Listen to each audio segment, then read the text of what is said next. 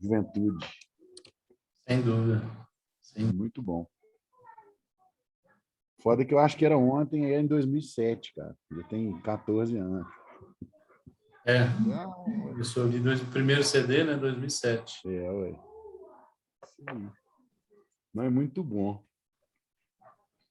Aqui, Oi. finalmente já acabamos o intervalo, já, né? Já. Bom. Então, o que eu planejei aqui? Começar um bate-papo com esses meninos, cara, já que a nossa disciplina é prática, com algumas coisas mais da parte prática aí, dos ruminantes, né? Eu acho que o ruminante ele é uma aula de microbiologia em si mesmo, né?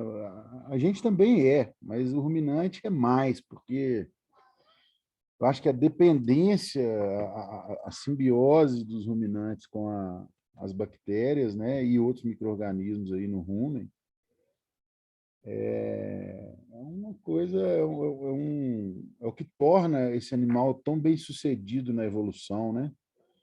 Ele consegue ficar nessa neve aí que você está aí, sem roupa de frio, só ruminando mesmo com o seu calor metabólico, então ele consegue resistir a temperaturas muito baixas, mas às vezes eles sofrem temperaturas mais altas, mas dependendo, né, de adaptações. Os ruminantes que são adaptados não sofrem tanto, mas eles têm um calor metabólico menor, né? E além disso, assim, a administração, né, de um rumen, ela requer, na verdade, muito conhecimento prático de microbiologia, e muitas vezes sem a gente ter tantos recursos diagnósticos. Às vezes a gente tem que saber trabalhar a microbiota, a gente tem que saber identificar problemas, identificar sinais clínicos desses problemas, e conhecer algumas doenças a questão da ecologia de rumen, né? A importância de uma ecologia de rumen. Se não me engano, foi nesse ano ou final do ano passado, a gente perdeu o Van Soest, que é talvez o papa da nutrição de ruminantes, né? O cara que escreveu os livros mais aprofundados em microbiologia de rumen, Peter Van Soest, grande autor aí. Eu tive a oportunidade de pegar emprestado o livro do professor último, do Peter Van Soest, para dar uma lida nesse livro, que ele tem lá na sala dele e tal. Tive que escrever lá no papel o contrato, que eu ia devolver o livro do Peter Van Soest, colocar no armário dele pregado, porque ele emprestava os negócios para todo mundo, mas ele nunca sabia para quem ele emprestou e aí ele ia perder os papéis dele. Então ele falou, não, Leozinho, eu te empresto, mas você vai escrever para mim. Estou pegando Peter Van Soest, data tal, e colar ali no meu armário. Aí pronto, dei uma lida nesse livro e é uma viagem mesmo, né, dentro do ruminante. Agora, o seguinte, Gui, você já discutiu muito com os meninos sobre o triângulo epidemiológico ou ainda não falamos muito desse conceito? Não. Nutrição de ruminantes, Patrícia. Só que eu não sei se ele tem ele para o português, não, mas em inglês tem. Peter Van Soest, Ruminant Nutrition. Vou mandar para vocês aqui no chat, ver se você acha aí. Peter Van Soest.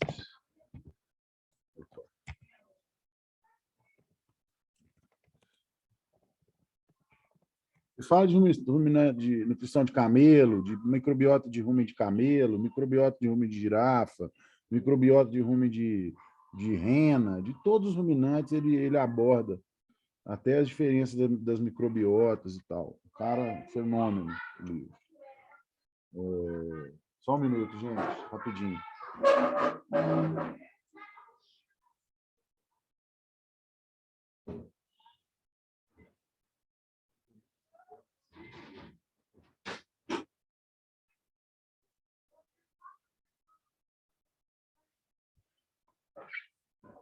E aí, gente, eu também queria depois dar uma discutida em alguns assuntos. Eu vou ver se a gente faz uma competição de pesquisa rápida aí para vocês irem treinando também essas pesquisas, porque 90% do que os alunos me perguntam, com duas palavras que eu digito no Google, eu tenho a resposta lá melhor do que eu respondo. Então, eu acho importante que vocês aprendam a usar essas ferramentas, não porque eu tenha má vontade em responder, não. Meu trabalho é esse mesmo. Mas porque uma hora eu não vou estar do lado de vocês e vocês vão continuar tendo perguntas, né?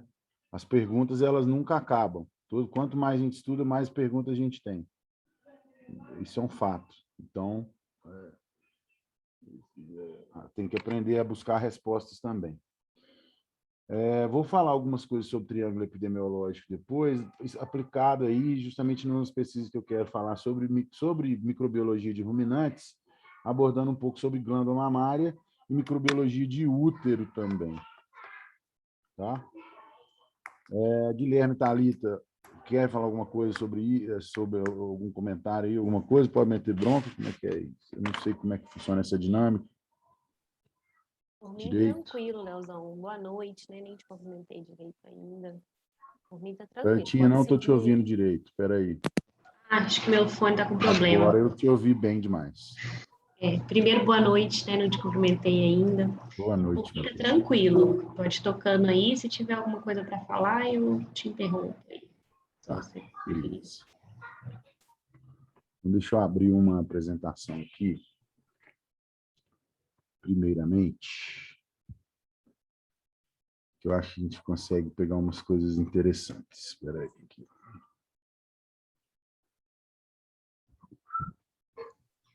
Achei super legal você trazer esse tema aí da tríade, porque a gente fica com essa parte teórica muito focada em apresentar, né, os patógenos, e correlacionar tudo isso é super importante, né? É a base de toda a disciplina mesmo. Na verdade, Thalita, o meu trabalho, obviamente, como clínico, um dos meninos me perguntaram como que é o meu dia a dia, meu trabalho como clínico, muitas vezes a gente lida com infecções. Na medicina equina, às vezes eu lido com infecções, vamos dizer assim, infecções mais individuais. Agora, na medicina de ruminantes, a gente já lida com muitas doenças, no equinos também, mas é menos comum aqui, menos frequente. Agora, no ruminantes, a gente lida com doenças infecciosas no dia a dia, como a mastite, por exemplo, ou infecções uterinas, então na rotina de ruminante, né? E doenças de casco também, a parte infecciosa. E, na verdade, o trabalho do clínico nesses diagnósticos, e principalmente o diagnóstico nem é tão difícil, mas o controle dessas doenças, ele é baseado unicamente, na minha opinião, em você conseguir enxergar o triângulo epidemiológico específico daquela propriedade, desenhar esse triângulo, e, a partir daí, você traçar suas estratégias de prevenção. O negócio é que o triângulo epidemiológico, ele muda de uma fazenda para outra. Ele parece estático, mas ele não é estático. Então, a gente precisa saber entender a dinâmica desse triângulo epidemiológico para a gente poder justamente controlar, né, as doenças, etc. e tal. Concordo plenamente, isso estende também para clínicas de pequenos, né? Eu trabalho tão diretamente aí com leishmaniose e a gente vê muito isso, né? O controle tem que estar focado em tudo, no agente, no animal, no ambiente. Só assim que a gente consegue realmente ter sucesso, né? Isso aí. Moçada, eu não vou abrir meu vídeo hoje, porque minha internet não está legal. Aqui em casa, na verdade, está com... não tem jeito de eu escapar aqui, ainda está no máximo de megabytes e, devido à pandemia e outros problemas, a internet está sobrecarregada mesmo. Mas vamos lá. Vocês fiquem à vontade para me perguntar, estou aqui com vocês. Deixa eu compartilhar uma tela, então, começando essa daqui. Bom, não, primeiro eu quero mostrar um triângulo epidemiológico, então. Triângulo epidemiológico. Todo mundo sabe o que é isso? Tríade epidemiológica, triângulo epidemiológico. Vocês já ouviram esse conceito? Vocês têm uma familiaridade com isso já? Então, beleza. Muito bom. Então, nós vamos já entrar nesse desenho primeiro, depois eu volto no esquema. Pessoal, então vamos lá. Quando a gente está, eu vou só colocar no triângulo aqui. Quando a gente está falando de doenças, principalmente das doenças infecciosas, existe uma inter-relação entre três componentes dessa cadeia, que é o que determina a ocorrência de doença ou não, tá?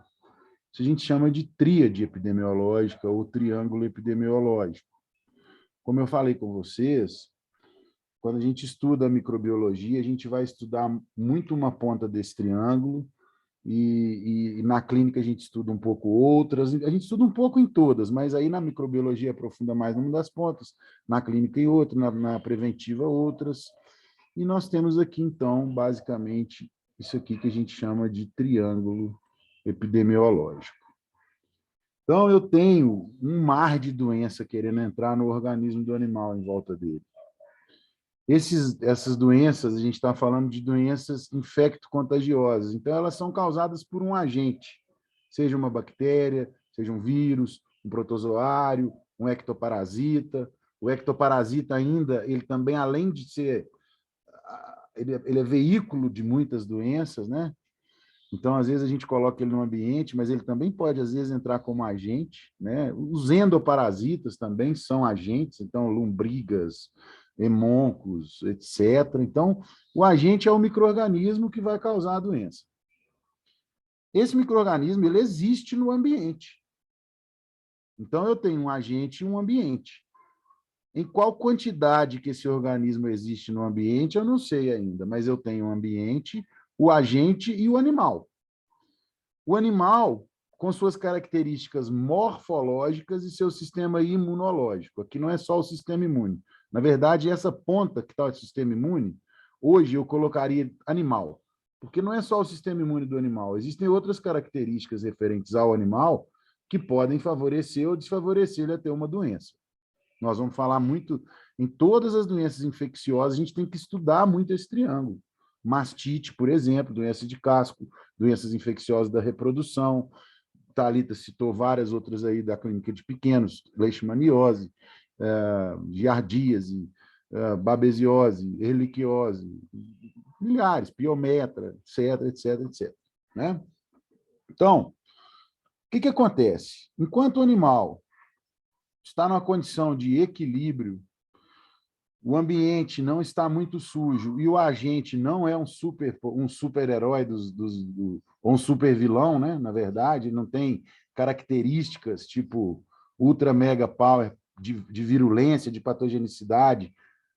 Nós temos o equilíbrio, o animal está saudável. Tá? Agora,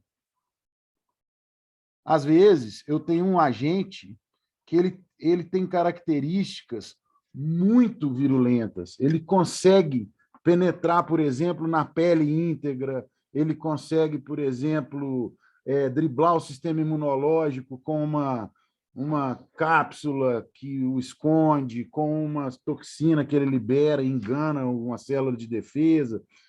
Isso torna esse agente, às vezes, mais potencialmente perigoso. Quer dizer que, mesmo com o sistema imune do animal e com as características físicas que o animal tem como barreiras físicas de defesa, ok, e um ambiente limpo, se o agente for muito potente, ele causa doença.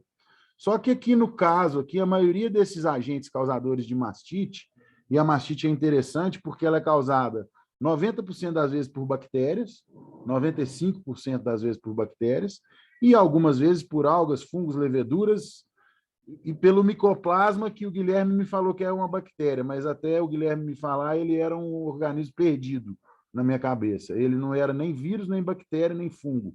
Na verdade, acho que ele é mais perto do... Tipo assim, ele é bactéria, mas ele tem umas características semelhantes a alguns fungos ou coisas parecidas. Então, beleza. Micoplasma, ele, pelo tamanho, a gente achava que era vírus, aí a gente colocou o nome de fungo, mas agora é bactéria. É igual o Chagas, sabe? O suco Uhum. parece de laranja, é de maçã, parece de laranja, tem gosto de abacaxi. Sei como. É, é por aí. Aquele episódio do Chaves? É tipo isso. É perfeito esse episódio. Então, assim, alguns agentes podem ter características que favorecem que a infecção ocorra se ocorrer exposição àquele agente. Coronavírus, sei lá, não sei se é verdade ou mentira total, mas você pode estar com o sistema imune beleza, um ambiente relativamente limpo, e de repente esse agente tem capacidade infectante maior do que outros. Não sei, mas eu só peguei um exemplo, tá? Na verdade, eu acho que tem mais componentes nessa tríade entrando nessas pontas aqui. Então, tem agentes mais potencialmente perigosos. Ok. Aqui tem alguns exemplos de agentes, depois nós vamos voltar neles. Espera aí, que não é isso que eu quero, não. Fatores relacionados ao animal. E aqui é uma ponta que vai muito além da imunidade. Então, olha só, em relação à mastite, tem fatores genéticos, tem idade, tem a presença de tetos supranumerários. Fatores genéticos, vamos abordar alguns. Já vou passar aqui os slides, a gente vai ver alguns. As novilhas, elas têm uma glândula mamária virgem, elas têm uma glândula mamária que o esfíncter, que é a principal barreira de defesa, ou seja, qual que é a principal barreira de defesa contra a mastite? O esfíncter do teto, o canal do teto bem fechado, porque 99% das mastites entram por ali. Se a vaca tem um canal do teto muito saudável, forte, fecha rápido, fecha bem fechado, ela tem menos chance de ter mastite. Mesmo com um agente mais, não se for superpotente, mas com os agentes usuais, desses agentes que eu mostrei aqui, o superagente é o Staphylococcus aureus. Esse aqui é um superagente da mastite. Oi. Mas isso aí também varia de, como é que fala? Estou ouvindo você baixo. Não. Fala mais alto aí para mim. Isso não varia de genética, não? De, por exemplo, de vaca? Mas o que a vaca tem na genética dela que predispõe ela a não ter mastite? Essa é uma pergunta bem difícil mesmo. É exatamente isso que eu quero mostrar para vocês. Existe uma linhagem, por exemplo, de vacas chamadas sueca, vermelha e branca. A vaca sueca, vermelha e branca, ela foi selecionada para ter mais resistência à mastite. Ela tem mais resistência à mastite do que outras raças. O que ela tem de melhor do que as outras raças? Será que o sistema imunológico dela é mais desenvolvido? Será que não? No caso, sabe o que é mais desenvolvido nela, segundo consta? O canal do teto. Ela tem uma musculatura melhor de canal do teto. Estão me ouvindo bem aí, gente? Eu coloquei um fone aqui para ver se eu escuto vocês melhor. Ela tem uma musculatura de canal do teto melhor. Agora tem outros fatores muito menos, assim, muito mais longe da glândula mamária que a gente vai ver nas imagens aqui, tá? Então fiquem tranquilos.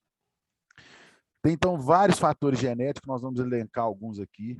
Idade, a novilha tem a glândula mais saudável, então elas têm normalmente um índice de mastite menor do que as vacas mais velhas, quando a glândula vai ficando mais exposta, o canal do teto vai ficando mais relaxado, o esfíncter vai ficando mais relaxado, etc. Teto supranumerário apresenta de tetos extras. Às vezes a novilhinha, a bezerrinha nasce, tem 5 tetinhas, 6 tetinhas. É para ela ter 4. Essas tetas supranumerárias, elas são completas. Elas têm um canal do teto e pode ser uma porta de entrada de mastite. No dia que nasce, a gente corta. Teto supranumerário pode ter uma característica, uma influência genética.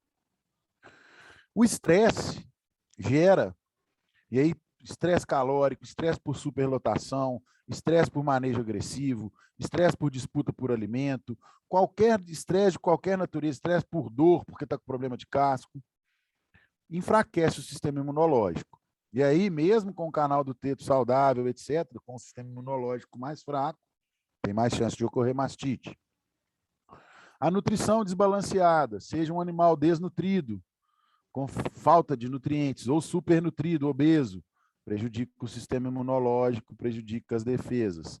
Outras doenças que podem estar ocorrendo no animal, que desafiam o sistema imunológico, ou que causam coisas diferentes. Por exemplo, um animal com hipocalcemia, ele deita. Quando ele deita, ele fica com a glândula encostada no chão muito tempo. Mesmo que o sistema imunológico dele esteja bom, o que eu duvido, porque se tem hipocalcemia, o sistema mais impactado pela hipocalcemia, qual que é? Alguém sabe? Só vou responder Repete de pergunta. novo para mim. Beleza, só vou responder perguntas se mandar para todo mundo. Prestem atenção quando vocês forem me mandar perguntas para mandar para todo mundo, tá? Locomotor, né? O sistema músculo-esquelético. Muito bem, tá errado. O sistema mais impactado pela hipocalcemia é o sistema imune. Tudo bem, a vaca deita, mas antes de deitar, o sistema imunológico dela já estava funcionando mal há muito tempo, tá? Depois a gente vai ver na imunologia, para as células do sistema imunológico atuarem, elas precisam mudar sua forma, elas precisam colocar uns grânulos que estão no citoplasma para o lado de fora, elas precisam fagocitar partículas que estão do lado de fora. Para isso, elas têm que mudar sua forma, seu citoesqueleto. Então, elas precisam de cálcio. Se o cálcio está baixo, as células do sistema imunológico demoram mais para chegar, demoram mais para atuar, atuam com menor eficiência. Quanto maior a redução de cálcio, meu computador está doido. Quanto maior a redução de cálcio, maior a redução do sistema imunológico.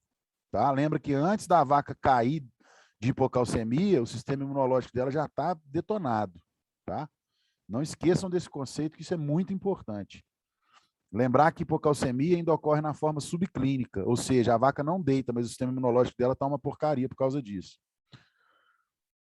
Presença de carrapatos, ela inocula agentes, e ela pode inocular grande quantidade de agentes, aí eu colocaria o carrapato no ambiente. O carrapato, grande quantidade de carrapatos, mesmo que não estejam inoculando nada, estão espoliando o organismo do animal, o que vai prejudicar o seu sistema imunológico, tá? Porque eles estão sugando sangue, que está diminuindo hemácias, está diminuindo proteínas, estão espoliando o organismo, né? Então, a gente tem a ponta tantas influências aí, e, por exemplo, fazer vacinas, por exemplo, a gente pode fortalecer especificamente o sistema imune. Mas aí vamos lá para a próxima.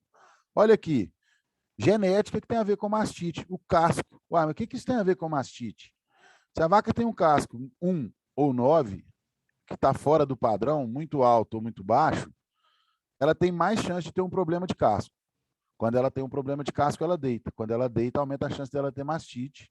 Então, doença de casco com relação direta com mastite. Qual vaca tem menos chance de ter problema de casco? A vaca 1, a vaca 9 ou a vaca 5? Nesse caso, a vaca 5. Então, eu vou buscar, porque o da 1 é um casco muito baixo. O da 9 é um casco muito alto. Então, eu não sei se vocês fizeram zootecnia, né? Mas quem não fez, quando fizer, vai entender que quando a gente vai selecionar um bovino, a gente não quer o score alto, nem o baixo, a gente quer o score médio na maioria dos parâmetros. Um ou outro. Verdade, lembrei aqui agora. Eu quero médio acima, mas não muito alto, normalmente. Então, conformação de pernas e pés, a mesma coisa. Perna reta, vai deitar. Perna curva, vai deitar. Perna torta para dentro ou para fora, vai deitar. Conformação da glândula mamária em si. Um úbere muito baixo, com o ligamento fraco, cujos tetos ficam abaixo do jarrete, quando a vaca pisa no esterco, espirra cocô aqui no teto. E a bactéria agora está colocada aqui na porta, né? Aqui já tem um úbere intermediário, não está tão perto do chão, nem tão perto do corpo. Aqui tem um ligamento forte, é bom, melhor do que fraco. Mas se ele for forte demais, o úbere muito colado no corpo, perde um pouco da capacidade de armazenagem. Então, pode ser uma vaca que vai dar um pouco menos de leite, a não ser que você faça mais ordenhas. Então, olha quantas características. Profundidade de úbero, aqui que eu falei, abaixo da linha do jarrete. Conformação do teto. teto muito grosso ou muito fino, muito comprido ou muito curto, que dificulta a colocação da teteira, dá mais leite residual. Então, são coisas que não tem nada a ver com o micro-organismo, mas que estão ali na fazenda e que, assim, se você não conseguir enxergar esses problemas lá, não adianta você entender tudo da bactéria, tudo do vírus, tudo do tudo, porque você não consegue prevenir a doença. Lembrar que a maioria dessas bactérias que a gente vai lidar não são bactérias alienígenas, superbactérias, megabactérias que vieram, não, elas estão ali. A bactéria que causa mastite na fazenda, ela está ali, a maioria delas está no ambiente ou na glândula mamária da vaca, ou no equipamento, né? Aí vem ambiente, porque aí beleza, eu tenho os agentes comuns, o sistema imunológico da minha vaca está bom, a conformação da minha vaca, a saúde do teto, está tudo bom, mas aí eu tenho um ambiente. Eu tenho um ambiente desse aqui que a gente só vê nos Estados Unidos, ó. Olha aqui, isso aqui no Brasil, felizmente, a gente não vê, mas se você vai para os países, você vê isso que vaca no barro, olha a lama. Aqui, esse ambiente, ele gera condição de anaerobiose, ele retém umidade, ele retém calor e ele protege do sol. O que mais que uma bactéria precisa? Ainda está cheio de esterco, fezes, matéria orgânica. Então, isso aqui é uma piscina de micro-organismos. A vaca deita, põe a glândula mamária aqui em cima. Não adianta ela ter imunidade nota 10, esfíncter do teto nota 1000, a bactéria ser uma bactéria mequetrefe. É tanta bactéria que está entrando, a quantidade de sujeira no corpo, na ponta do teto, o equipamento está desregulado, sobra mais leite dentro da glândula, o vácuo machuca o canal do teto, aí ele não fecha direito. Ó. Aqui em Bom Despacho o pessoal é muito criativo. Você vai na ordenha, os caras falam assim, o vácuo está no 40, abaixo de 40, mas o cara vai e põe 3 quilos em cima do conjunto, o teto de todas as vacas fica assim. Daí, se o teto de todas as suas vacas está assim, ó, ou assim, que é grau 3 e 4, não adianta muito fazer programa de controle de mastite, porque sua vaca tem a porta aberta para qualquer bactéria entrar. A gente vai criar a vaca num ambiente estéril? Jamais. Então, olha aqui, o que adianta falar de microbiologia e tal, coisa, entender tudo, se você deixa o teto da sua vaca ficar nesse estado? Então, a gente tem que entender da microbiologia e entender que isso aqui é uma coisa que tem tudo a ver com o controle dessa microbiota, que eu não quero dentro da minha glândula mamária. Aí mostra, quanto maior o score de teto, maior a contagem de células somáticas. O que são células somáticas? Alguém sabe isso?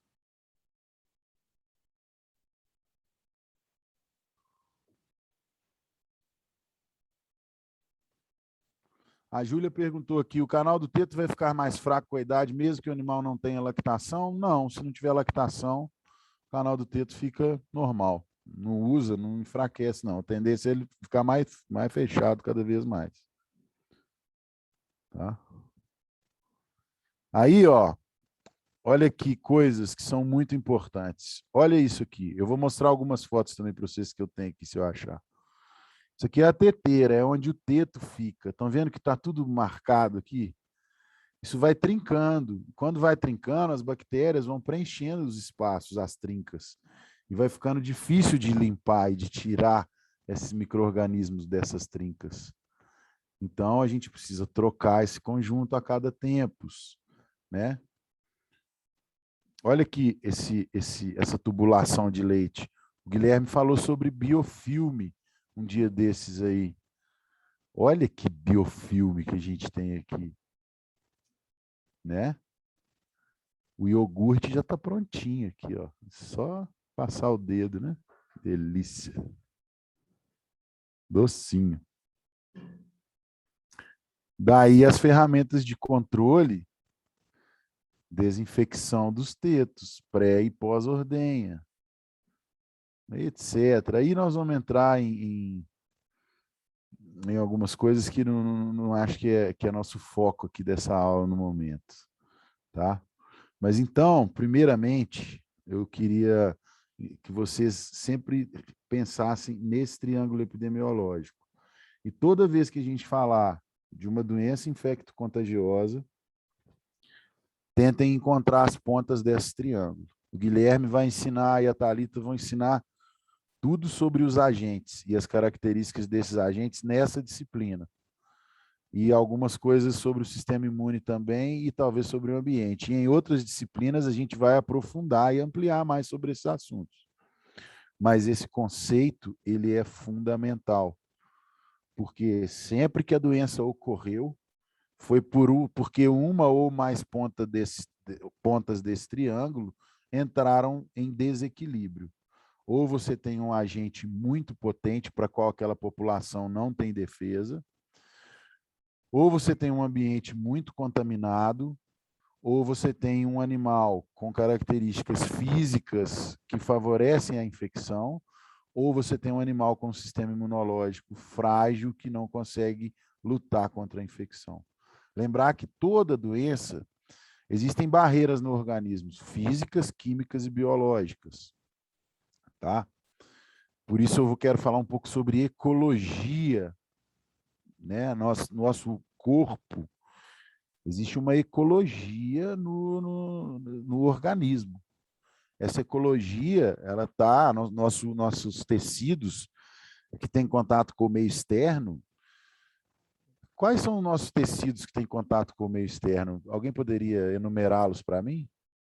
Para a gente fazer uma ampliação de pensamento aí?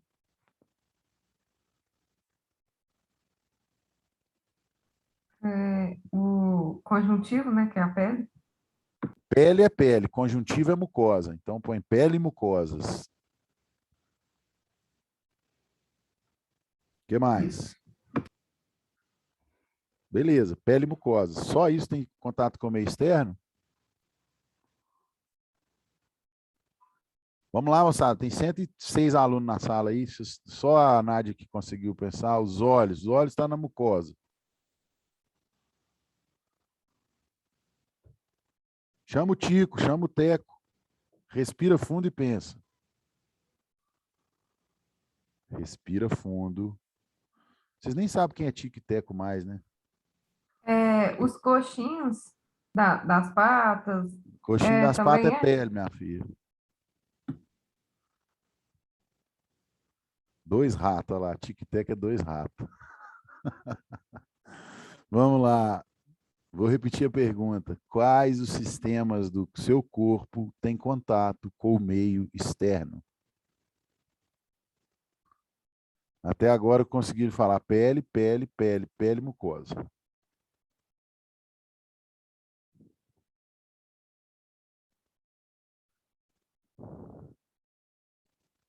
Respiratório. Respirou fundo aí, né, João? Muito bom. Respiratório tem contato com o meio externo? Como assim? Tem contato. Qual mais? Pode ir falando aí. Bota essa cabeça de vocês para funcionar. Eu posso esperar até 10h30, se vocês quiserem. Digestório, unhas é pele. Digestório, reprodutor, tem contato com o meio externo, sistema reprodutor? O que vocês acham? Não, agora vocês não começam, não. Falar todos os sistemas também, aí, pelo amor de Deus. Vamos falar pensando o que a gente está falando. Vamos um por um aqui. Sistema digestivo tem contato com o meio externo? Comida que você come vem da onde? Você produz ela dentro do seu corpo? Não, então tem contato com o meio externo. Reprodutor tem contato com o meio externo. Você faz partenogênese? Não. Você precisa fazer aquele negócio para reproduzir. Quando encontram uma coisa com a outra, é um contato do meio externo com o meio interno maravilhoso, que gera o amor e a procriação. O sistema locomotor não tem contato com o meio externo, nos seus cascos, as patas, mas não é isso faz parte da pele. O sistema imunológico não tem contato com o meio externo, a não ser nas regiões onde ele está ali para defender da entrada de micro-organismos, intestino, mucosas, etc. O muscular não tem contato nenhum com o meio externo.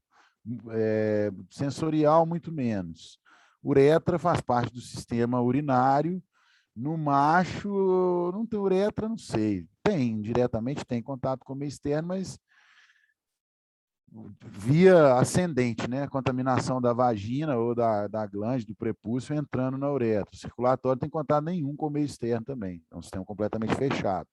Então, resumindo, sistema pele, mucosas, digestivo, respiratório e reprodutor, todos esses sistemas, eles têm uma ecologia, tá? Eles têm uma microbiota que o coloniza, e essa microbiota ela é composta de agentes que são muito bonzinhos e também de agentes que são terríveis, mas enquanto existir equilíbrio ecológico, existe saúde, existe triângulo epidemiológico em equilíbrio. Quando ocorre um desequilíbrio ecológico, a gente vai caminhar para uma doença. Por exemplo, estou com uma doença bacteriana, estou tomando antibiótico há 30 dias. O que é comum a gente observar na pele de um animal que está tomando uma antibiótico terapia prolongada? Pode aparecer assim, com uma certa frequência.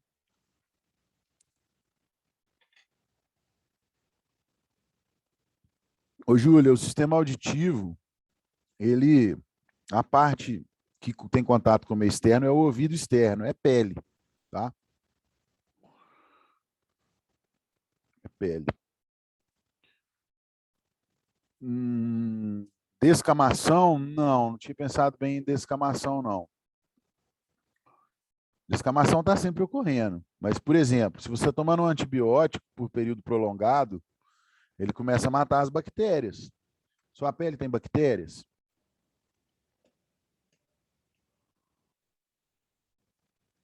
Tem fungos? Tem leveduras? Tem ácaros? Tem provavelmente vírus? Tem isso tudo. Mas você está com alguma doença de pele aí agora? Não. Por que não? Porque existe um equilíbrio aí. Quando você toma um antibiótico prolongado por muito tempo, o antibiótico mata bactérias. Mata vírus? Não. Mata fungos? Não. Mata leveduras? Não. Então, é comum, por exemplo, às vezes aparecerem certas doenças fúngicas, como candidíase e algumas doenças fúngicas, micoses de pele, em animais que estão passando por uma imunoterapia, uma terapia com antibiótico prolongada, não por baixa do sistema imunológico, porque baixa do sistema imunológico favorece mais bactérias do que vírus ou mais vírus do que leveduras? Não. Se o animal tem baixa do sistema imunológico, ele pode ter qualquer infecção, né? Mas no caso, se ele está tomando um antibiótico por tempo prolongado, ele pode estar com o sistema imunológico nota 10, mas o antibiótico está assassinando todas as bactérias. E aí, gente, é uma ecologia. Na pele você tem bactérias, vírus, fungos, leveduras, etc. e tal, protozoários, eles estão em equilíbrio. Protozoários, acho que não, tá? Protozoários na pele, se eu não me engano, eles são um problema sempre. Thalita pode falar melhor do que eu. Mas, enquanto está aí no equilíbrio, beleza. Agora, o que acontece se eu tirar, com a zebra, se eu tirar o leão na África? Matei todos os leões. O que vai acontecer com a população de zebras? Vai ter uma superpopulação de zebra?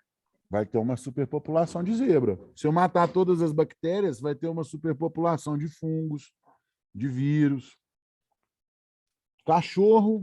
Eu tô com 2 cachorros aqui, 4 cachorros aqui me olhando aqui com a cara. Em casa tem um cachorro, típico cachorro de madame. Os meus não são, tá tudo cheio de carrapicho, tô até com dó. Mas é aquele maltês, tem que tomar banho 5 vezes por semana. Aí fala assim, quem trabalha com clínica de pequenos aí, Thalitinha, qual é a maior casuística na clínica de pequenos? De pele, eu imagino. Doença de pele. Eu não trabalho com clínica de pequenos, mas todo mundo que eu conheço que trabalha, e os livros também falam assim, clínica de pequenos, o número maior de atendimentos é em doença de pele, dermatologia. Ou seja, se eu quero ser um bom clínico de pequenos, uma coisa que eu vou estudar é dermatologia, porque praticamente aí eu não sei a realidade total, mas muita gente já me falou que de 50% para mais são casos relacionados à doença de pele. Tem bastante mesmo, E doença de bastante. pele é dificílimo diagnosticar, porque a pele é uma África, ou Amazônia, não precisamos ir tão longe, não, ou Pantanal, cheio de Exatamente. animais, estão ali. E é uma ecologia. Se eu matar os jacarés, aumenta as piranhas. Se eu matar as piranhas, diminui os jacarés. Se eu matar a sucuri, aumenta as araponga. Então, tá tudo uma coisa interligado na outra, interligado na outra. Uma das coisas que eu acho que leva aos pequenos animais a ter tanta doença de pele é justamente dar banho demais, por exemplo. Porque o povo quer ter cachorro, mas ele quer que o cachorro tenha cheiro de flores. Ele não quer que o cachorro tenha cheiro de cachorro. Só um parênteses, né? Tem coisa mais maltratos do que passar perfume em cachorro. Vocês são veterinários, eu vou falar com vocês aí. Eu não sou cachorreiro, não. Eu sou um monstro de grandes animais, um homem das cavernas, mas eu fico pensando aí. Os caras ficam na coisa com o cachorro e tal, passa perfume num cachorro. O olfato de um cachorro, em média, um cachorro mequetrefe, o olfato dele é 3.600 vezes melhor do que o seu. Um cachorro de olfato, um bloodhound, o olfato dele é 10 a 15 mil vezes melhor do que o seu. Eu não sei como é que mede isso, não. Mas se o olfato do bicho é 3.000 vezes melhor do que o seu, quando você leva o seu cachorro no pet shop, ele volta, você está sentindo aquele cheiro de perfume de cachorro, ele está sentindo 3.600 vezes mais esse cheiro. Imagina a dor de cabeça que o coitado não fica. O cachorro não foi feito para Eu já passar ouvi perfume. falar que banho demais pode atrapalhar até a imunidade. Será que isso é verdade? Se você já falou a palavra demais, eu assino embaixo, porque tudo que é demais prejudica. Banho de menos também, com certeza. Assim, principalmente o cachorro que vai na rua, né, ele precisa tomar banho com uma frequência relativamente importante, até porque, gente, eu vou trabalhar com bovino, equino, muito raras vezes eu uso luva na lida com o animal no dia a dia, porque normalmente não, é um animal que está muito limpo o pelame dele, assim, de maneira geral. Cachorro não. Cachorro de casa, tudo bem. Cachorro de rua, cachorro de gente que cria em casa, mas vive na rua, ou cachorro de roça, eles podem transmitir doenças, como, por exemplo, toxoplasmose, porque o cachorro vê um cocô de gato, ele rola em cima, vê uma carniça, ele esfrega nela. Então, tudo bem, tem que dar banho. Mas quando você dá banho no cachorro toda semana, você começa a alterar a microbiologia de pele dele, não dá tempo de restabelecer. Você deu banho, você lava, mata um monte de micro-organismo, eles têm que restabelecer.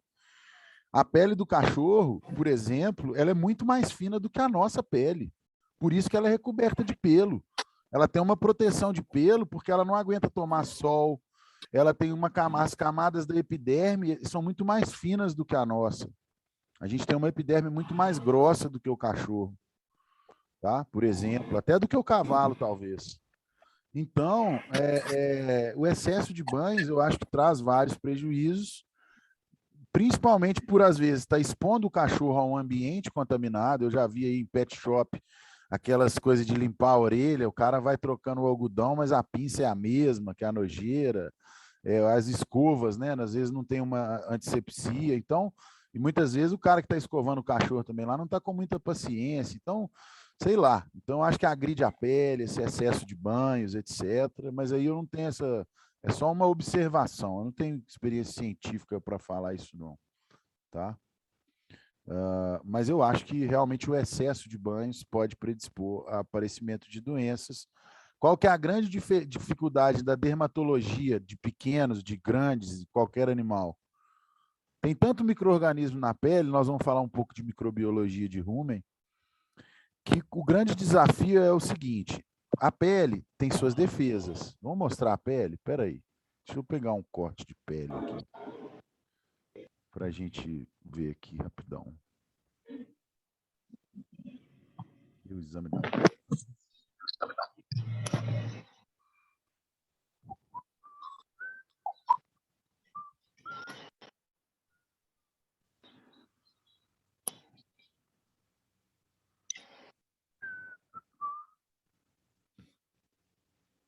Deixa eu achar vocês. Vocês sumiram. Cadê? Espera aí, achei. Zoom. Olha a carinha dele, gente. Aí, Thalitinha. Tadinha a carinha da Thalitinha. Pode ser leishmania, Thalitinha? Pode ser. Mas não é, eu acho. Esse aqui também tá com a carinha de sarna, né? Então, vamos lá. Toda vez que a gente fala da pele, a primeira coisa é a pele é o maior órgão do corpo. Aí, Barreira. Fala aí. a melhor hora. Deixa eu te falar sobre aquele cachorro lá. Cadê ele? Isso aqui me dá um pesadelo, porque foi um dos meus primeiros atendimentos, nossa, sem experiência ainda nenhuma, e até fazer o diagnóstico disso eu sofri, viu? Nunca mais vou esquecer. Era um pugzinho, um filhote, assim, também, com essa cara. Vou até sonhar com ele hoje, a culpa é sua, hein? Não, não. Você teve um diagnóstico ou vários diagnósticos? Então, na verdade, vários, Não é? no final das contas. E essa é a grande dificuldade da doença de pele, pelo seguinte, olha para a cara desse cachorro aí. Beleza. Se eu passar um suave aí, um cotonete, esfregar no meio de cultura, puser na estufa, na geladeira, onde eu quiser fazer a cultura, vai crescer micro-organismo aí? Vai crescer fungo? Laura, vai crescer fungo, vai crescer levedura, vai crescer bactéria, tá? Vai ter ácaro. E aí vem. Talvez você faz o exame de leishmaniose e dá positivo, mas aí isso quer dizer que é leishmaniose isso aí? Talvez não. Às vezes o animal tem leishmania, mas não tem leishmaniose. Eu não sei se isso é correto ainda, mas a Thalita me corrige aí. Correto, né? Então, beleza. Aí, pô, deu positivo para leishmania, tá? Mas isso não é leishmaniose. Isso aqui. E essa é a dificuldade. Porque, às vezes, o que acontece? Como tem 1 milhão de agentes na pele, quando ocorre a quebra disso aqui, ó, a doença, qualquer micro-organismo pode começar a colonizar. Então, aqui a gente tem um corte mostrando essa parte rosa mais escura, mais do fundo aqui, é a derme, camada vascularizada da pele, camada inervada da pele. Aqui a gente tem uma lâmina basal, que é essa linha transparente aqui bem fininha. Em cima da lâmina basal começa a epiderme, a camada mais externa da pele. E aí a gente tem aqui as primeiras células, que são extratos germinativos, os queratinócitos basais. E aí eles vão mudando de forma, né? As células vão degenerando. Parece com a degeneração que a gente estava estudando aí na aula de patologia ontem, né? Elas vão aumentando o citoplasma, vão ficando com ele turvo, elas vão literalmente morrendo, perdendo o núcleo, ficando células achatadas, virando as células do extrato córneo, que é a camada mais externa da epiderme. A epiderme tem mais ou menos lâmina basal, extrato germinativo, extrato espinhoso, o último é o extrato córneo e tem um extrato que eu esqueci aqui no meio aqui, tá? Mas, ou seja, isso aqui, principalmente essas células mortas achatadas, elas são a primeira barreira de defesa. Algumas bactérias, como a leptospira, podem atravessar isso aqui e entrar para o organismo, simplesmente pelo contato com a pele. Alguns micro-organismos, não, mas o carrapato vem e inocula, o mosquito vem e inocula. Mas os que estão na pele lá fazendo essa microbiologia de pele, eles estão aqui e eles não conseguem entrar. Mas aqui na pele eles têm proteína da descamação, eles têm um local para se abrigar, para ficar aderidos, que ocasionalmente, por estar exposto, vai receber alguma coisa que pode alimentar esses micro-organismos. Mas é um ambiente seco, difícil de sobreviver. Mas eles estão aqui. A maioria como um agente oportunista. Vem um arame, um carrapato, que não inoculou o agente nesse caso, mas ele quebrou a barreira física. Né? O dentinho, dentinho não, o carrapato não tem dente, mas o aparelho picador dele rompeu a integridade da pele. Um espinho furou a integridade da pele. E agora, aquele micro-organismo que estava aqui em cima de bobeira, ele pode começar, porque a hora que expõe a epiderme é uma delícia. A epiderme tem sangue, tem plasma, tem célula, tem nutriente. A derme, principalmente o extrato córneo, é seco, não tem nada para o micro-organismo. A epiderme aqui também não é muito interessante, não. Tá? Só para lembrar, essa epiderme ela se renova a cada 21 dias. Então, a cada 21 dias, uma célula que estava aqui no extrato germinativo descama e se solta da sua pele e vai para o ambiente e vai embora. 21 dias esse caminho aqui, ó. Tá? Algumas doenças de pele ocorrem porque o animal acelera esse processo muito. E aí, quando acelera muitas vezes de descamação, a pele afina. E aí fica mais fácil de entrar micro-organismo. Então, microbiologia de pele, microbiologia de rumen, às vezes é complicado, porque tem tanto micro-organismo que saber qual é o que foi o agente primário é o desafio. Né? Daí minha pergunta para a Thalita, você chegou em um diagnóstico ou você teve vários diagnósticos? Às vezes ela chegou em um, mas para chegar em um ela teve ela teve vários diagnósticos de agentes que estavam ali, mas ela teve que descobrir quem é o agente primário. E aí, quando a gente descobre o agente primário, a gente trata o agente primário e a doença melhora. Mas se você ficar tratando o agente secundário, tem uma ferida na pele, pele, antibiótico. Pô, tem ferida, tem infecção, vou ficar tratando. Estou tratando com antibiótico, a ferida não cicatriza, a ferida não cicatriza, a ferida não cicatriza. Uai, será que tem uma leishmania aqui, ó? Com o rabinho, querendo lá. Na pele ela fica com flagelo, não é? E no músculo que ela está na forma sem flagelo, é isso, Thalita? Não lembro, esqueci da leishmania esse negócio. Não, na verdade o flagelo é no É só no inseto. hospedeiro, no inseto. Na gente ela perde, no bicho ela perde. Sim, porque ele vai conseguir sugar ela aqui já dos capilares, dentro dos macrófagos. Quando a gente faz punção de medula ou que a gente faz biópsia Você consegue ver ela na biópsia de uma úlcera? É a mastigota que ela fica? Se você fizer um print, né, pode ser que sim, mas é bem difícil, assim, Entendi. a visualização. Agora, raspado, né, da medula, aí já é mais tranquilo. Mas aí você vê forma a mastigota mesmo. A mastigota, dentro mesmo dos macrófagos, é bem bonitinho. Assim. Beleza. Então, gente, por exemplo, dar esses diagnósticos, às vezes, de doença de pele é desafiador, porque, como eu acabei de falar, muitos agentes. Então, a gente tem que estudar a chamada anamnese, entender como é que foi o período de incubação, se teve exposição a alguma coisa ou não, se teve um trauma ou não, uma ferida ou não, se não teve nada e de repente começou um problema, qual a idade do animal, onde que ele vive. A gente tem que cercar outras coisas para poder determinar o agente primário. Tá?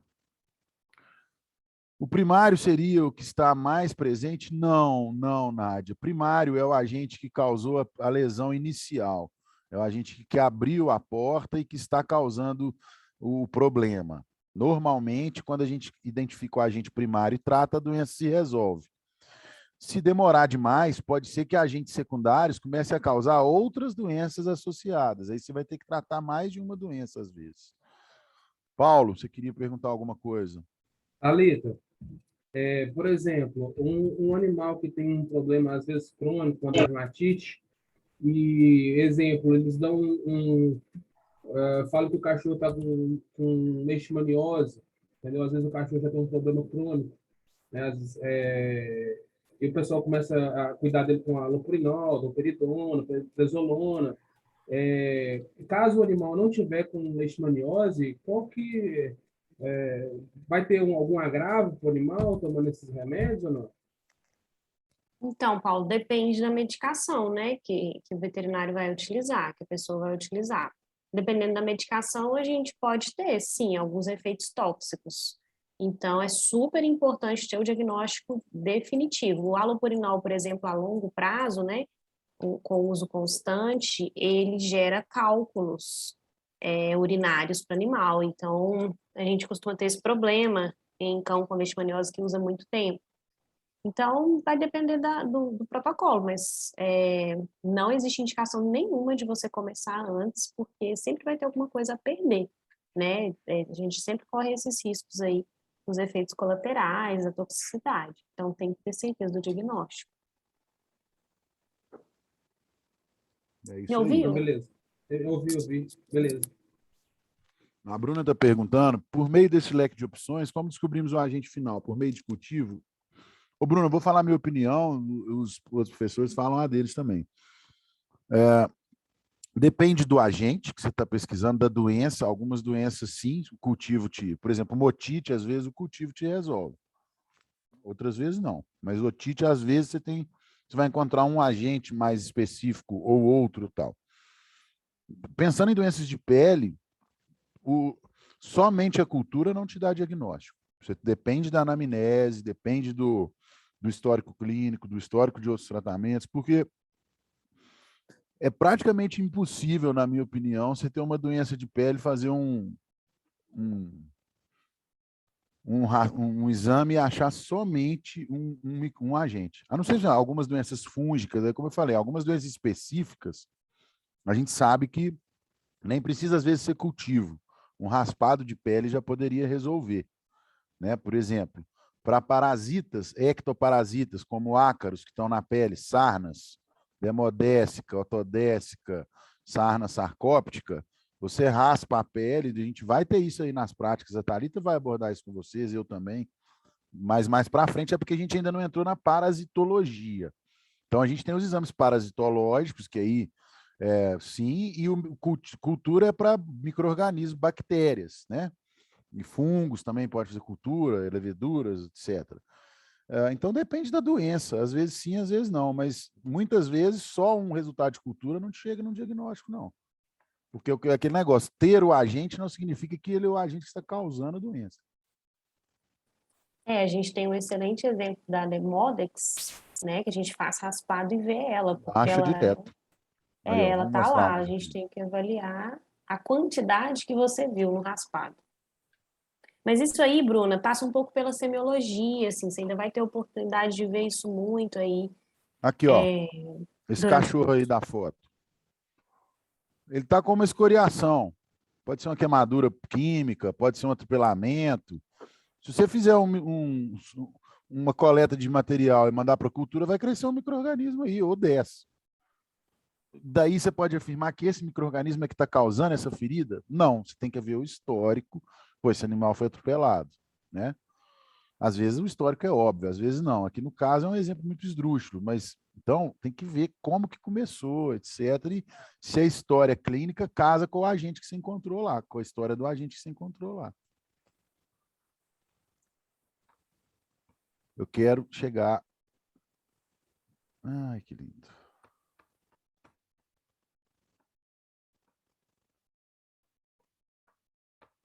Ó, fungo. Fungo tem uma lâmpada que é tipo uma luz uma luz negra, uma luz ultravioleta, que você vê o pelo fluorescente quando tem um tipo de fungo, tá? Se não me engano, é microsporum. Tem que lembrar aqui se era microsporum ou tricofiton. Acho que são os microsporum. É um microsporo mesmo, né? No raspado de pele, obrigado, Thalitinha. No raspado de pele, são técnicas aí parasitológicas. Depois nós vamos tentar fazer práticas aqui, um imprint, ó, colocando, igual a Thalita falou para fazer da leishmania. Você encosta a lâmina, aperta ela na lesão, cora, vai olhar no microscópio. Cultura de pelos, ó. Pô, tem fungo, tem bactéria, normalmente para fungo, tá? Vai fazer uma cultura, ó, colocando o pelo no meio de cultura aí. Essa escovinha tá estéreo, tá? Aqui um outro exame também que a gente avalia o tipo de célula. Olha elas aqui, ó, Thalita. Eu acho que isso aqui é leishmania, não tem cara, não? Ou não? Não, acho que não. Não, então isso Que aqui é é isso? citologia vaginal de cadela. Hum, Não é punção aspirativa de agulha fina, mas tá ilustrando aqui como se fosse. Biópsia, tal, teste alérgico. Chegamos neles. Tcharararã. Ah, ela aí, ó. Demodex canis. Se você fizer no cachorro, você acha? Acha. Ele tá com demodicose? Aquele cachorro da foto do início da aula tá com demodicose. Mas aí, para ter demodicose, uma coisa que normalmente o animal tem é imunossupressão. É um sinal de imunossupressão. Essa sarna, ela está lá no folículo piloso, não causa muito problema. Quando o animal fica imunossuprimido, ela causa. A gente raspa e vê. Ovos, vê ela mexendo as perninhas. Aí, ó. Tá? Tem outros também. A sarna aqui, escabiótica. Aqui a autodésica, que é que dá no ouvido. Predispõe a otite. Se você fizer um suave, você acha a bactéria e não acha a sarna autodésica. Aí se o cachorro está com otite, você coletou o pus da orelha dele e mandou fazer uma cultura. Cresceu lá 5 bactérias. Você trata as bactérias, mete um antibiótico. Só que seu animal, lá no seu suave, você fez cultura, não cresce sarna autodésica. E a sarna autodésica é que estava lá futucando o ouvido do cachorro, abrindo porta para infecção. Então, é aquilo que eu falo com vocês. Para a gente chegar nos diagnósticos, requer estudo para caramba, vivência clínica, vivência prática. Vocês, estudantes, é esperado que tenham pouca vivência prática. E aí é o seguinte, façam estágios, para quando vocês formarem, vocês já terem uma certa vivência prática, e aí vocês vão ver que, com o tempo, vai ficando mais claro qual exame que você quer fazer, qual exame que você acha que você não precisa fazer, quando fazer uma cultura e ter realmente uma validade no resultado dela, né? Quando não fazer.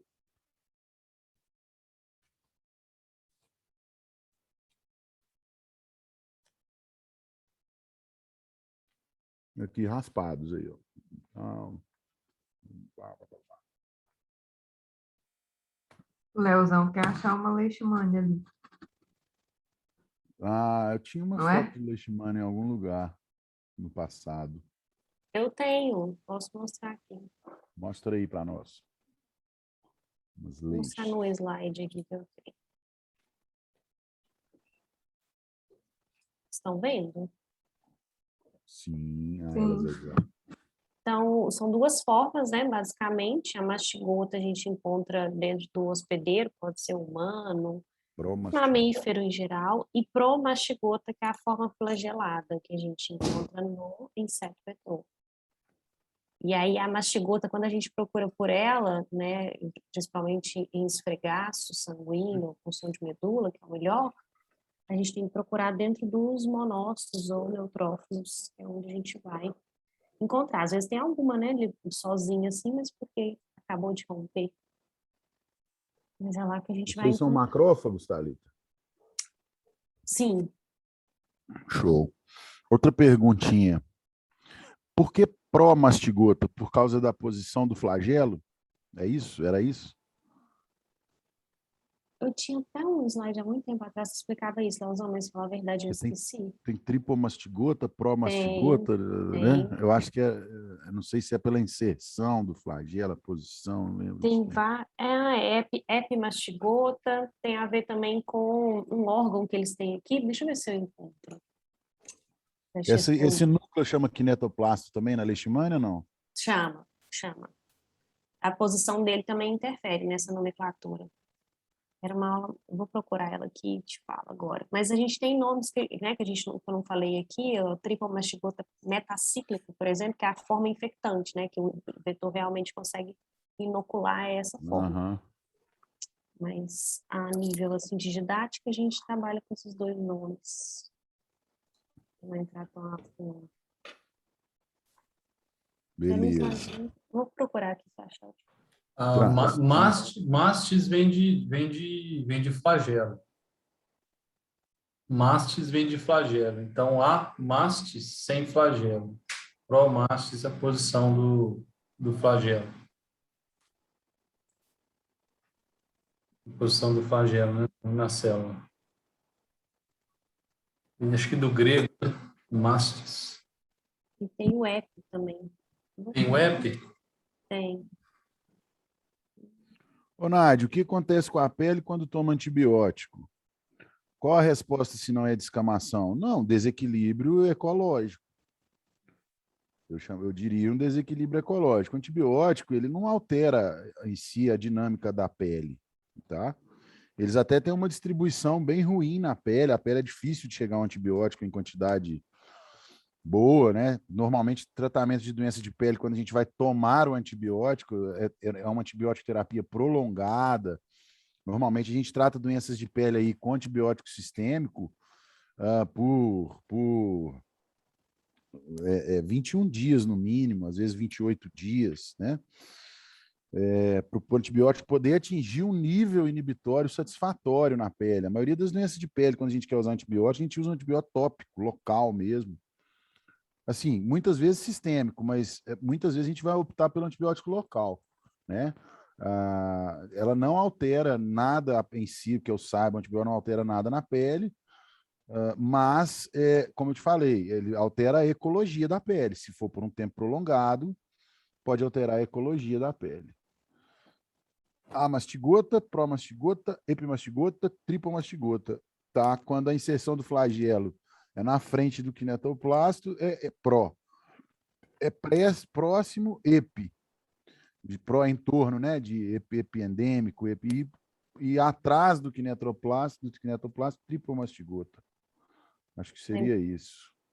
Eu coloquei aqui pra gente. O tripanossoma aí que eu vejo muito vivax aqui em bovino, ele é tripomastigota, né? A gente vê direitinho o kinetoplasto lá na frente, correndo, kinetoplasto não, inserção do flagelo, passando pelo corpo todo, o kinetoplasto no meio. Isso. Mas na forma que a gente vê ele no bovino, ele tá tripomastigota, né? Com certeza eles vão mudando de forma. Uhum. A leite não assume a epimastigota em momento algum, não. Só Entendi. outras coisas. Ok? Show, Thalitinha.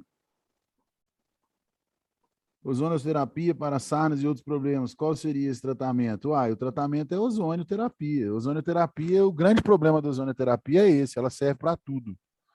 Se está com otite, pinga ozônio no ouvido. Se está com encefalite, pinga ozônio no cérebro. Se está com otite no olho, não, como é que chama?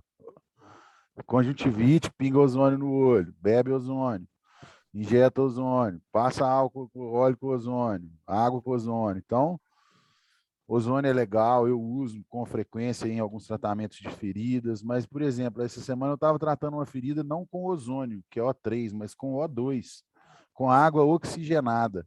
E eu estou passando água oxigenada na ferida 2 vezes por dia. Nossa, tá uma cicatrização maravilhosa. Então, gente, assim, eu gosto do ozônio, mas eu tenho um certo cuidado com o ozônio, porque o ozônio é bom para tudo. Eu tenho um grande amigo que é ozonista, e aí a gente pegou uma bezerra muito debilitada aqui uma vez, e ele se propôs a ajudar, e veio com a maquininha de ozônio. Nós fizemos ozônio em todos os orifícios corporais possíveis da bezerra, quase que ela virou um balão de ozônio, e 2 dias depois ela morreu. Eu tenho certeza que ela morreu porque ela estava muito mal de infecção, de tudo quanto há, muito debilitada, mas eu falei com o cara assim, não, o ozônio matou a bezerra, brigou comigo, ficou chateado. Mas ele já tinha me ajudado 10 vezes, e todos os 10 casos que usou o ozônio e melhorou, ele tá vendo como é que o ozônio é bom? Tá vendo como é que o ozônio é bom? Tipo Vic Vaporub, que serve para tudo. Minha mãe é assim, tô com dor de cabeça, passa Vic na testa. Tô com dor de barriga, passa Vic no umbigo. Tô com dor de corno, passa Vic no chifre. Tô com dor de não sei o quê, não posso falar onde é que passa o Vic nesse horário. Mas era desse jeito mesmo, tipo isso mesmo. E a minha mãe passa Vic Vaporub até dentro do nariz, assim, ela enfia o dedo de Vic Vaporub dentro do nariz, tão viciada que ela é naquele trem. Eu fico doido, queimo o nariz, tudo. Ela, ai, fica geladinho. É isso aí. Bom, vamos voltar para a microbiologia agora, né? Chega de Vic-Vaporubs. Mas então, gente, não quero criticar o ozônio. Eu vou repetir mais uma vez. Eu uso produtos ozonizados às vezes, mas eu não serei um Zé Ozônio. Eu uso ozônio, mas eu tento usar outras coisas também. E toda vez que eu vejo usar ozônio, mais uma crítica está usando ozônio, mais antibiótico, mais anti-inflamatório, mais 3 pomadas, mais 5 remédios e o ozônio. Aí cura, fala assim, o ozônio é maravilhoso. Cuidado. O ozônio ainda não tem uma comprovação científica clara, na minha opinião. Isso não quer dizer que eu não vá usá-lo, mas quer dizer que eu uso com critérios. Deixa eu voltar aqui para minhas projeções. O que eu ia projetar agora? Espera aí. Band tal. Não. Falamos de pele, falamos de um pouco de glândula mamária.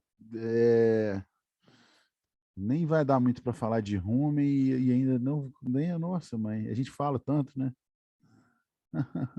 Muito boa essa aula. Os assuntos vão fluindo aí, acho legal. Quando a gente vê, já está acabando. Eu quero chegar num negócio aqui. Vocês verem que, assim, não tem uma aula eu não fiz uma aula de agravos, mas é porque... Não é, aqui não é agravos, não é? Não, é agravos e imunidade. Mas está tudo dentro das minhas matérias, essa parte prática.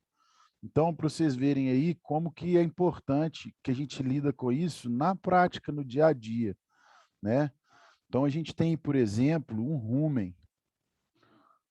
O ruminante, como eu falei, nós temos simbiose com bactérias, nosso intestino é colonizado por bactérias, nós temos mais bactérias do que células no nosso corpo, é maravilhoso e tal, mas o ruminante ele tem uma relação mais íntima com as bactérias, uma relação mais dependente das bactérias. A nossa digestão ela é 60%, 70% enzimática, ou mais 80% enzimática, e 20% microbiana. A do ruminante é o contrário, é 80% microbiana, 20% enzimática. Então, o ruminante ele é um criador, né? É um animal que é uma coisa da divindade mesmo, um animal divino, como todos nós, mas você vê assim, os ruminantes que a gente trabalha aí, ou mesmo outros herbívoros, que o equino não é um ruminante, mas também tem uma relação muito importante com as bactérias. No equino eu colocaria aí 40% de digestão enzimática e 60% de digestão microbiana, por aí, tá? Então, assim, são animais que comem um alimento que é difícil de digerir, que é extremamente tóxico para a maioria dos monogástricos, por exemplo, e devido à parceria com essas bactérias, eles conseguem pegar um alimento pouco nutritivo, extremamente tóxico, difícil de digerir e transformar isso em toneladas de carne, em toneladas de leite, né? Em toneladas de músculo, correndo, marchando, pulando, fazendo o que for. Então, é uma prova de como a boa relação com os micro-organismos pode potencializar, né, a sobrevivência desse animal e permitir que ele seja um animal de tão grande porte. Né? Se a gente for analisar os ruminantes, nós temos os de pequeno porte, mas a maioria são animais de porte grande. Tá? E hoje, a evolução deles fez com que eles tivessem uma relação muito estreita com alguns tipos de bactérias. Mas aí a relação do homem com os ruminantes interferiu e interfere até hoje e interferirá justamente no perfil microbiano do rumen. A interferência do homem, ela muda a microbiologia do rumen. E se você não souber mudar essa microbiologia, sua vaca adoece. Você tem que saber trabalhar com isso. Então, quem vai trabalhar com bovino na clínica ou na nutrição, precisa muito entender essa microbiologia, essa relação das bactérias. Que bactéria eu quero no rumen da minha vaca hoje? E se eu quiser mudar, como que eu mudo? Eu posso mudar de uma hora para outra? Tem jeito de mudar as bactérias do rumen de uma vaca? Ruminantes têm os mesmos problemas que a gente tem, gastrite, tem refluxos às vezes, tá? Tem sim. úlceras. Então, tem jeito de mudar, mas eu tenho que saber como mudar, né? Eu tenho que respeitar certas regras que existem aqui, certo? Então, o rumen é um ambiente, primeiro, anaeróbico, segundo, com uma faixa de pH variável, um ambiente levemente ácido. Eu disse levemente ácido, então tem que ter um sistema de tamponamento bom, porque as bactérias do rumen fazem fermentação ácida, elas produzem ácido. Então, a tendência do rumen é acidificar. Mas o ambiente é bem tamponado. Existem diversos micro-organismos no rumen. Alguém perguntou para o Guilherme antes do intervalo, mas se eu coletei uma bactéria anaeróbia, coloquei na placa, até que a placa fica anaeróbia, essa bactéria sobrevive? Algumas bactérias sim, outras não. Tem bactérias no rumen que a gente nem sabe. E tem bactérias no rumen que só foram descobertas agora há menos tempo com uma coisa maravilhosa da medicina chamada biologia molecular. Todos vocês conhecem um exame de biologia molecular chamado PCR, Polymerase Chain Reaction, reação de polimerase em cadeia. É um exame mais pé de chinelo de biologia molecular. Hoje existem exames muito mais evoluídos do que um PCR. E aí, a partir desses exames hoje, conseguiram identificar bactérias que nem sabiam que existiam no rumen. Por quê? Porque quando abre o rumen para tirar, tira ela de dentro, ela morre. Ela é tão anaeróbica que se ela tiver um oxigênio, ela morreu. Se você abrir o rumen para tirar, ela morreu. Se ela teve um mínimo contato, ela morre. Não dá tempo dela crescer na placa. Beleza, então essa biologia molecular hoje, ela tem ampliado muitos horizontes da microbiologia e aberto portas para novas descobertas, para novas reflexões. Depois nós vamos voltar na mastite, né? Hoje eu só citei pouca coisa da mastite, mas a gente entendeu algumas coisas, por exemplo, escolha do tratamento, não tratamento de mastite. Tem mastites que você não trata, você deixa a vaca com mastite. Se você souber qual que é o agente, você pode falar assim, não, pode deixar ela com essa mastite, que daqui 3 dias ela acabou. Você só trata assim, dá um remédio para ela não sentir dor, pronto. Não precisa dar nenhum antibiótico, a mastite cura sozinha. Mas a gente precisa ter assertividade nos diagnósticos, tá? Pergunta para vocês aí, antes de responder essas que estão aqui. O leite é um produto estéril? Temos uma vaca totalmente saudável, ela não está com mastite, você tirou o leite de dentro da glândula mamária dela, esse leite é estéril? Então, tem bactérias no leite?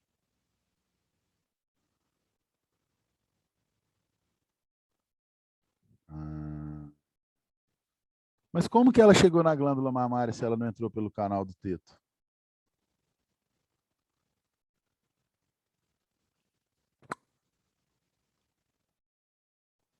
Não, Nádia. Pelo meio externo só tem uma porta de entrada. Ela não veio do meio externo.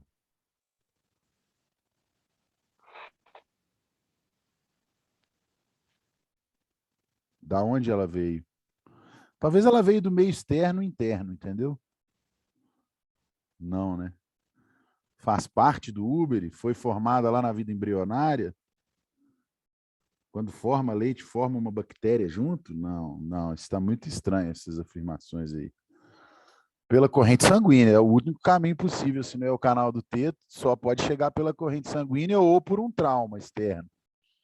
São 3 possibilidades que uma bactéria pode entrar na glândula mamária. 99% entra pelo canal do teto, os outros 1% fica dividido. Um trauma perfurou em um arame, um pedaço de pau, e foi pela corrente sanguínea. Agora, da onde que elas vieram para chegar na glândula mamária? Essa é a pergunta próxima. Não, se é da microbiana do teto, ela está do lado de fora e teve que entrar pela porta de entrada. Então, Amanda, microbiota residente no teto, não. É microbiota interna da glândula. Porque até pouco tempo atrás eu bati o martelo que o leite era estéril, e ele não é estéril. Não tão pouco tempo assim, mas com algum tempo. Existe uma via que eu quero que vocês pesquisem aí para as próximas aulas, chamada via enteromamária.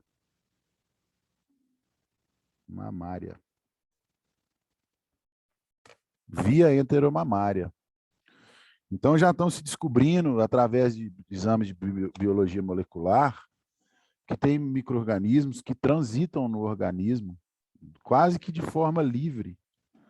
Por exemplo, do intestino para a glândula mamária. Entre exemplos, vários lactobacilos têm a capacidade de fazer isso.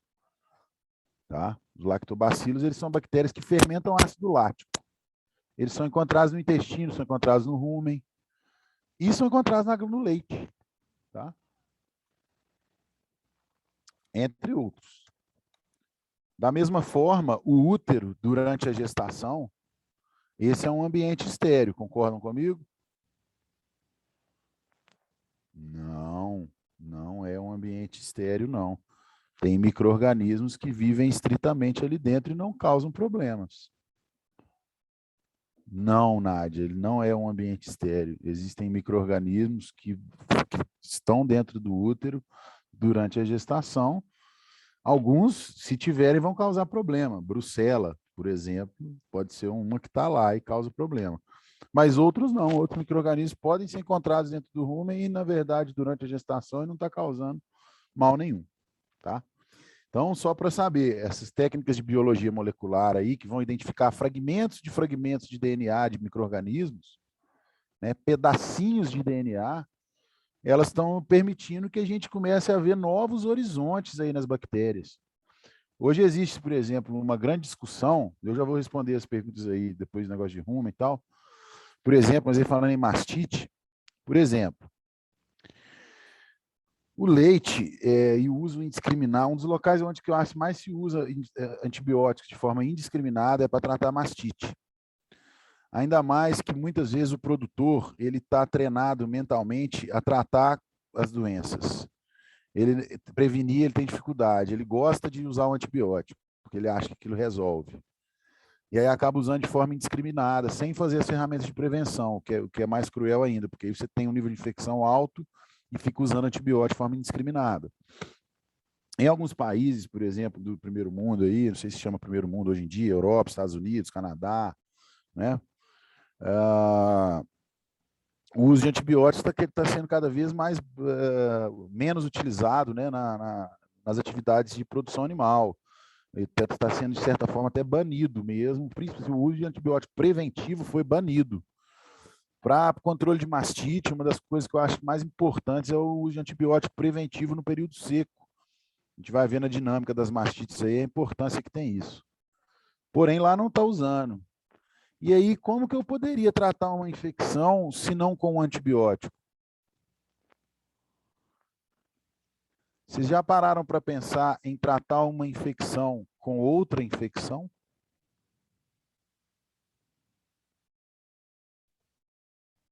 Olha que negócio maluco.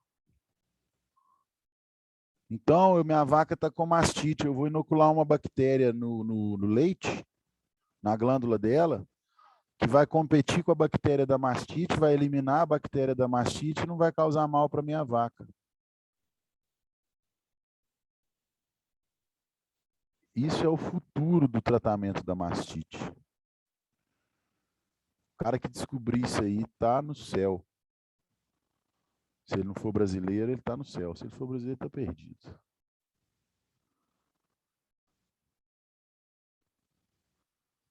Ô, Bruna, estéreo é som. O animal poderia ser estéreo, mas não é, não.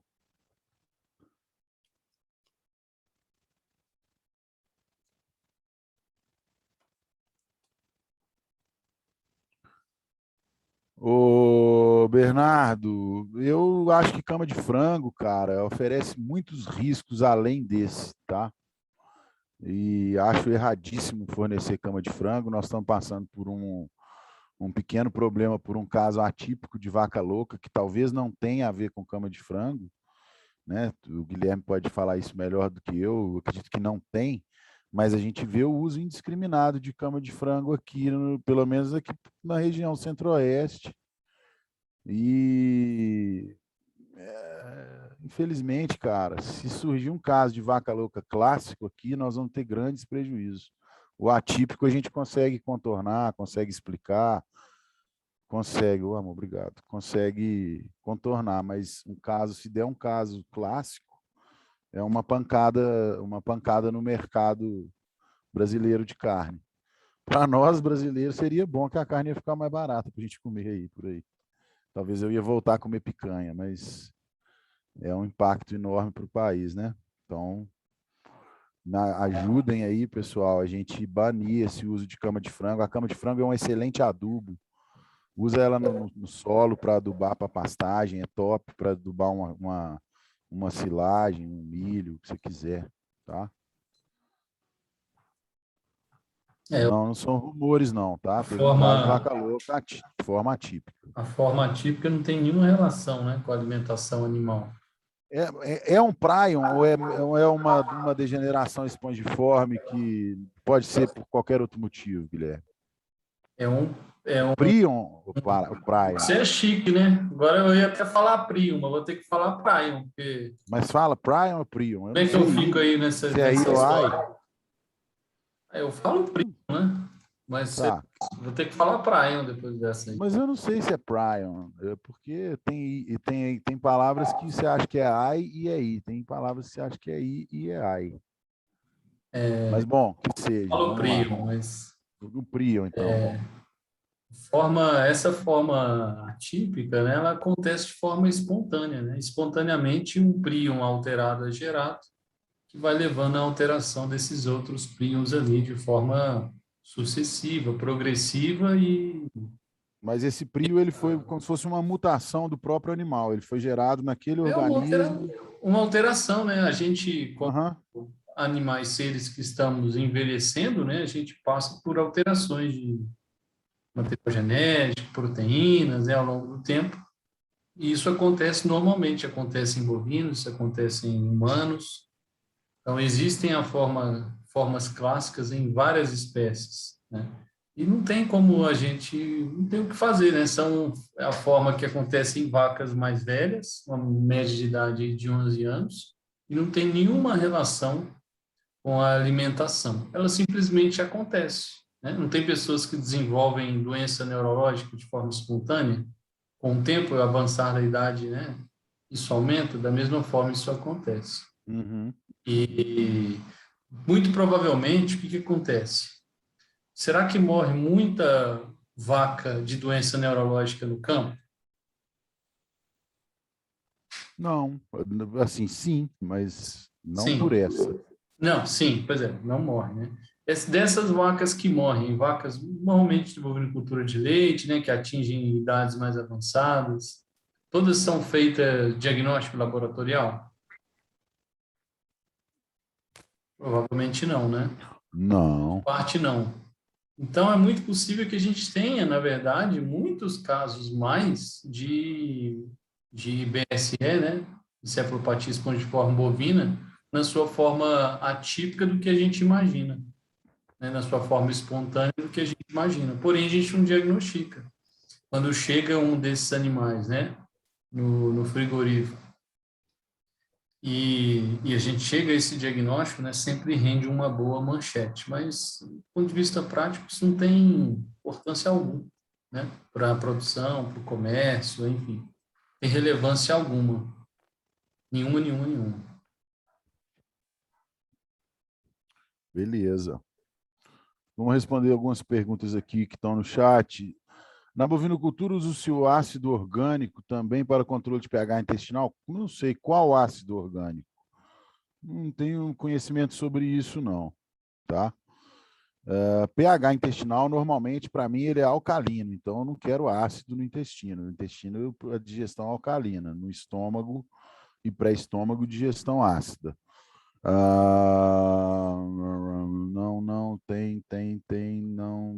Não tem. Vaca fistulada, estão perguntando aqui. Vaca fistulada são para controlar isso? Bom, vaca fistulada, o que é isso? É quando eu coloco uma tampa no rumen e posso abrir o rumen e enfiar a mão lá dentro a hora que eu quiser. Para que eu uso uma vaca fistulada?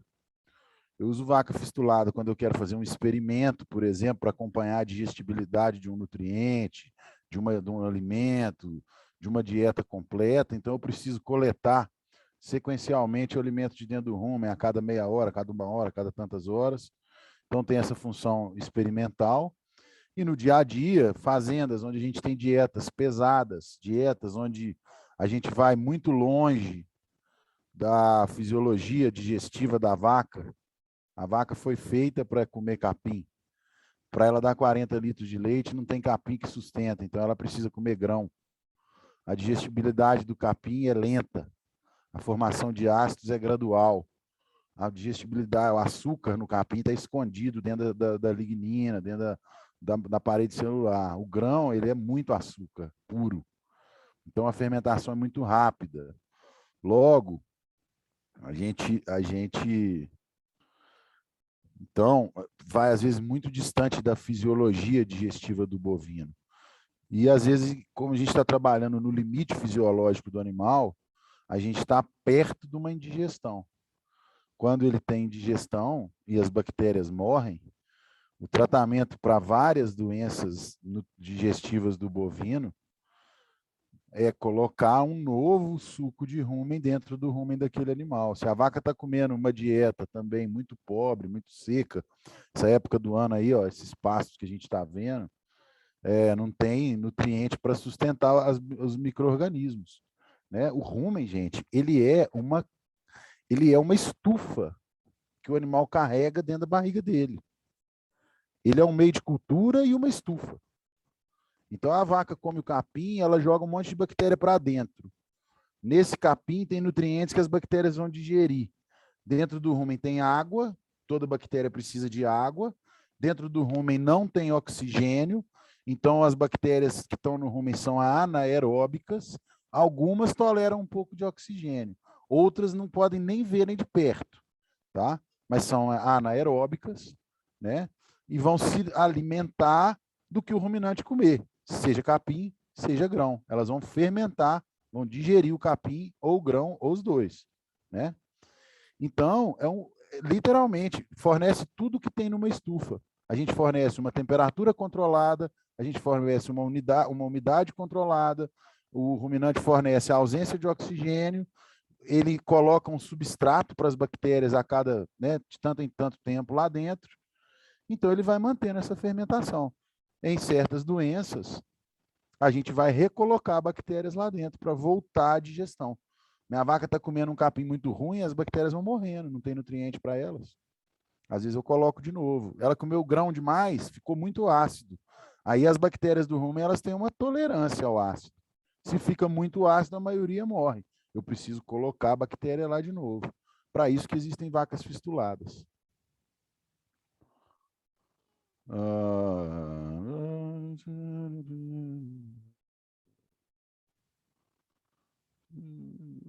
Beleza. Pessoal, alguma pergunta aí? Até o momento? Está tranquilo? Podemos dar sequência?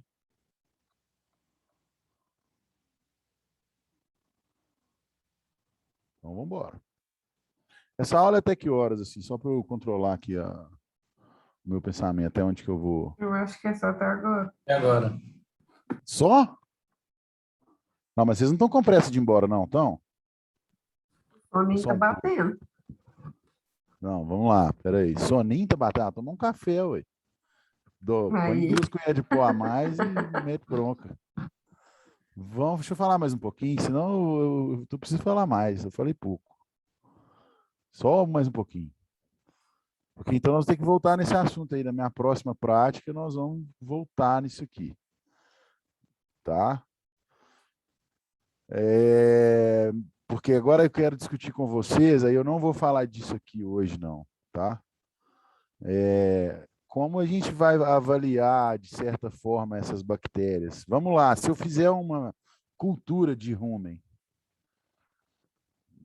numa vaca normal, faço uma cultura de rumen, será que isso tem alguma validade para mim? Uma validade diagnóstica? Se minha vaca está normal, se não tem muito transtorno no rumen, eu acho mais de 500 mil bactérias, 500 bactérias dentro do rumen, 400 espécies descritas tem. Então, né, dependendo da condição, a gente vai ter que interpretar muito mais outras coisas. Dentro do rumen, a gente tem bactérias, fungos, protozoários e acredita-se que vírus também. As bactérias, existem, aí o Guilherme estava falando outro dia aí na aula sobre gram-positiva, gram-negativa, cocos, bacilos, espiroquetas, diplococos, monococos, topococos, estafilococos. Então, são várias formas de caracterizar as bactérias. A gente pode caracterizar elas e essas caracterizações se sobrepõem. A gente está vendo aqui celulolíticas, amilolíticas, utilizadoras de lactato, produtoras de lactato. Elas são gram-positivas ou gram-negativas? Tem gram-positivas, tem gram-negativas, tem aeróbicas, anaeróbicas facultativas.